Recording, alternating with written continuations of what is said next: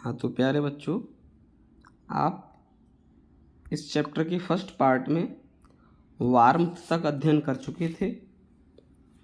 अब हम यहाँ से आगे का अध्ययन करेंगे। Closing time arrived. दुकान बंद करने का समय आ चुका था। And as soon as the doors were shut, जैसे जैसे दरवाजे बंद होने लगे, Griffin was able to give himself, Griffin अपने आप को देने लगा, द प्लीजर ऑफ क्लॉथिंग, कपड़े पहनने का आनंद, एंड फीडिंग, भोजन का आनंद, विदाउट रिगार्ड टू एक्सपेंस, बिना किसी प्रकार का खर्चा किए। यानी जैसे ही दुकानें बंद होने लगीं, ग्रिफिन अपने आप को कपड़ों, भोजन आदि का आनंद देने लगा, विदाउट रिगार्ड टू एक्सपेंस, बिना किसी प्रकार का खर्चा किए। यानी वो एक दुकान में घुस गया था और उसी दुकान में उसने अपने शरीर पर गर्म कपड़े पहन लिए, वहीं पर उसने भोजन किया। ही ब्रॉक आउट बॉक्सेस, उसने बॉक्स को तोड़ा। रैपर्स, उनके ऊपर से कवर को हटाया। And fitted himself out with warm clothes, और अपने आप को गर्म कपड़ों से फिट कर लिया। सून विद शूज, शीघ्र ही उसने जूते पहन लिए। एंड ओवरकोट पहन लिया। And a wide brimmed hat, और एक चौड़े घेर वाला टोप पहन लिया। वाइड मीन्स चौड़ा, ब्रिम्ड मीन्स घेरा। चौड़े घेरे वाला टोप पहन लिया। He became a fully dressed and visible person, और इस प्रकार वह एक पूर्ण रूप से कपड़े पहने हुए दृश्य व्यक्ति बन गया, यानी वो सभी को दिखाई देने लगा। In the kitchen of the restaurant, restaurant की किचन में, ही फाउंड, उसे मिल गया, कोल्ड मीट, ठंडा मांस, एंड कॉफ़ी, और coffee. And he followed up the meal with sweets, और खाना खाने के बाद उसने मिठाइयाँ खाईं। And wine taken from the grocery store, और मदिरालय से लेकर शराब भी पी। वाइन मीन्स शराब, टेकन मीन्स लेकर, ग्रोसरी स्टोर मीन्स मदिरालय। उसने मदिरालय से लेकर के शराब भी पी। फाइनली ही सेटल डाउन, आखिरकार वह लेट गया, टू स्लीप, सोने के लिए, on a pile of quilts, रजाइयों के एक ढेर पर। आखिरकार वह सोने के लिए रजाइयों के एक ढेर पर लेट गया। If only Griffin had manage to wake up in good time, यदि ग्रिफिन समय से जाग जाता, all might have been well, तो सब कुछ ठीक हो जाता। As it was, he did not wake up until the assistants were already arriving next morning, लेकिन वह अगली सुबह तब तक नहीं जागा जब तक कि उस दुकान के सहयोगी, सहकर्मी लौट न आए। When he saw a couple of them, जब उसने उनमें से दो लोगों को अपनी ओर आते हुए देखा। यहाँ देखो, ये दो लोग उसकी तरफ आ रहे हैं, ये ग्रिफिन है। यहाँ ग्रिफिन दौड़ रहा है, भाग रहा है।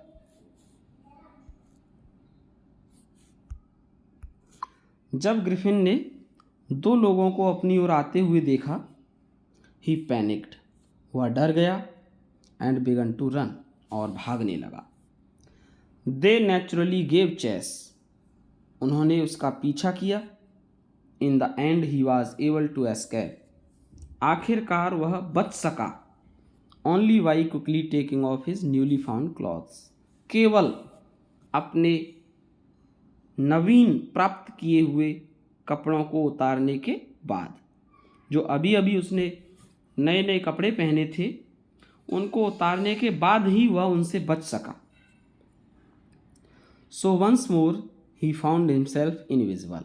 इस प्रकार वह एक बार फिर अदृश्य हो गया। But naked in the chill January air. जनवरी की ठंडी हवा में वह एक बार फिर अदृश्य हो गया बिना कपड़ों के। This time he decided to try to stock of a theatrical company. This time अब की बार ही डिसाइडेड उसने निश्चय किया to try the stock of a theatrical company किसी नाटक कंपनी के स्टोर रूम में जाने का। इन द होप इस आशा से of finding not only clothes कि वहाँ उसे केवल कपड़े ही नहीं मिलेंगे बट आल्सो समथिंग बल्कि कुछ ऐसा भी मिलेगा that would hide the empty स्पेट above his soldiers जो उसके कंधों से ऊपर के खाली हिस्से को ढक सके। शिवरिंग विद कोल्ड ठंड से कांपते हुए ही हरी टू ड्यूरी लेन वह ड्यूरी लेन की तरफ चल दिया।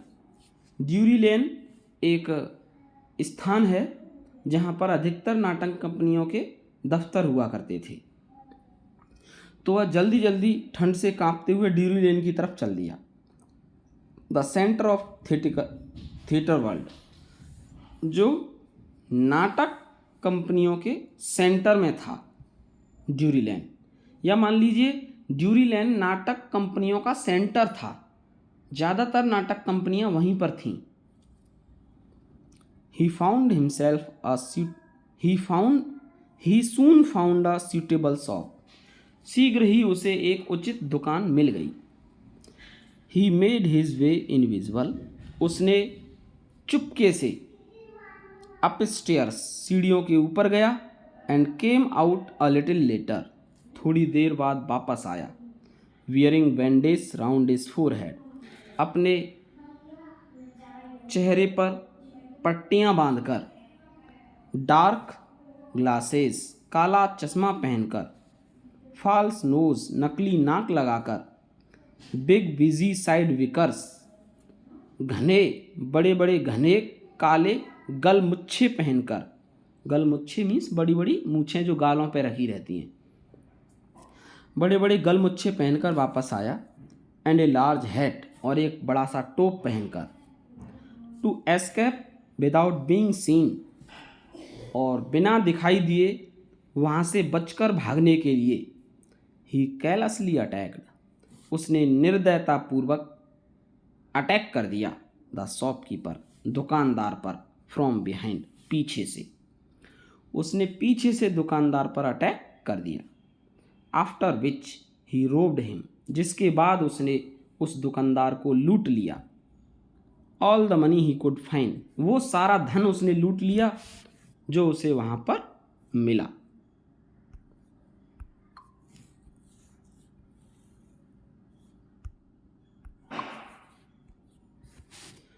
Eager to get away from crowded London भीड़ भरे लंदन से बचकर निकलने के लिए he took a train to the village of Iping उसने आइपिंग नाम के गांव को जाने वाली एक ट्रेन पकड़ ली। Where he booked 2 rooms at the local inn जहां पहुंचकर उसने एक साधारण लोकल सराय में 2 कमरे किराए पर बुक कर लिए। The arrival of a stranger at an inn किसी सराय में अजनबी का आना इन विंटर वो भी सर्दियों में was in any case N unusual event एक असामान्य घटना थी, असाधारण घटना थी। A stranger of such uncommon appearance एक अजनबी जो देखने में बहुत अजीब लग रहा था। सेट ऑल टंग्स वैगिंग उसने सभी लोगों को असमंजस में डाल दिया। Mrs Hall the landlord's wife श्रीमती हॉल जो कि लैंडलॉर्ड की पत्नी थी, made every effort to be friendly, उन्होंने हर संभव प्रयास किया, टू बी फ्रेंडली, मित्रता करने का। मकान मालिक की पत्नी मिसेज हॉल ने, लैंडलॉर्ड की पत्नी मिसेज हॉल ने ग्रिफिन से मित्रता करने का हर संभव प्रयास किया। But Griffin had no desire to talk, लेकिन ग्रिफिन की किसी से बात करने की कोई इच्छा नहीं थी। एंड टोल्ड हर, इसलिए उसने मिसेज हॉल को बता दिया, my reason for coming to Iping, कि आइपिंग आने के पीछे मेरा एक कारण है, is a desire for solitude, और वो है कि मुझे एकांत चाहिए, मेरी एकांत प्राप्त करने की इच्छा है। I do not wish to be disturb in my work, मैं नहीं चाहता कि कोई मुझे मेरे काम में डिस्टर्ब करे। बिसाइड्स, और इसके अतिरिक्त, an accident has affected my face, एक दुर्घटना ने मेरे चेहरे को बहुत प्रभावित कर दिया है। यानी ये जो चेहरा मेरा आपको विचित्र दिखाई दे रहा है, इसके पीछे एक दुर्घटना है, उस दुर्घटना की वजह से ये मेरा चेहरा ऐसा विचित्र हो गया है। Satisfied that her guest was an eccentric scientist, इस बात से संतुष्ट होकर कि उनका मेहमान एक सनकी वैज्ञानिक है। And in view of the fact that he had paid her in advance, और उसने पैसे एडवांस में ही दे दिए थे, इसलिए Mrs Hall was prepared, Mrs Hall तैयार हो गई, to excuse his strange habits, उसकी विचित्र आदतों को क्षमा करने के लिए, एंड इरिटेबल टेम्पर, और चिड़चिड़े स्वभाव को क्षमा करने के लिए।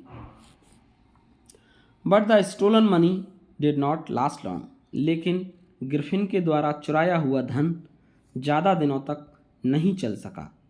And presently Griffin had to admit, और इसलिए वर्तमान में ग्रिफिन को ये बात माननी पड़ी, that he had no ready more ready cash, कि उसके पास इस समय और अधिक तैयार धन नहीं है। He pretended however that he was expecting a cheque to arrive any moment, इसलिए उसने बहाना बनाया कि मुझे आशा है कि कुछ ही समय बाद मेरे पास एक चेक आने वाला है। ठीक है प्यारे बच्चों, तो इस वीडियो में यहीं तक काफ़ी है। अब यहाँ से आगे का हम नेक्स्ट वीडियो में पढ़ेंगे। Thank you.